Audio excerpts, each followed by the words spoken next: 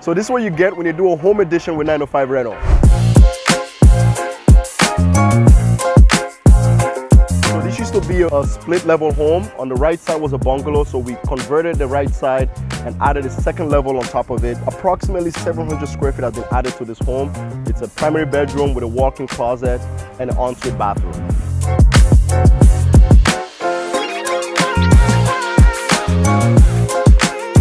This ground level here, it's the living room, and we actually have the dining room on the right side of me here. You can see the finishes looks absolutely stunning. We added some pot lights, upgraded the floors. We have the wainscoting, and then also too, another thing we did here was modify the existing kitchen, just kind of updated the cabinets and the countertop as well.